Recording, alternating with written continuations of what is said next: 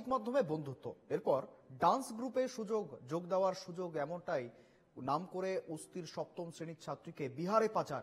শেষ পর্যন্ত জয়ানাবাদ থেকে ছাত্রীকে উদ্ধার করল পুলিশ। ডায়মন্ড হারবার এসডিপিওর নেতৃত্বে উস্তি থানায় পুলিশ, এসওজি ও টেকনিক্যাল টিম তদন্তে নেমে বিহার পুলিশের সহযোগিতায় উদ্ধার করে ওই ছাত্রীকে।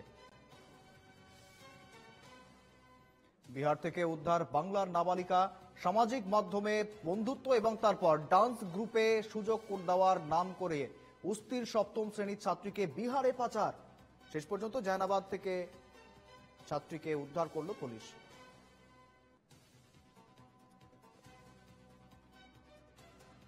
সঙ্গে রয়েছেন প্রতিনিধি অরিজিৎ মন্ডল। অরিজিৎ, রীতিমতো সমাজ মাধ্যমে পরিচয়, সোশ্যাল মিডিয়ায় পরিচয় এবং সেখান থেকে বিহারে পাচার ঠিক কিভাবে হলো?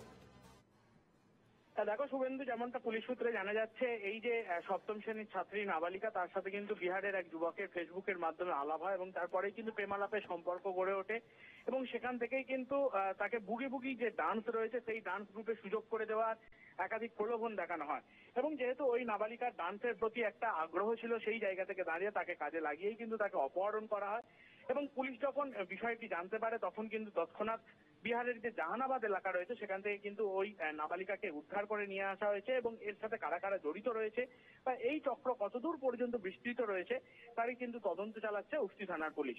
শুভেন্দু, বেশ, ধন্যবাদ তোমায় অরিজিৎ।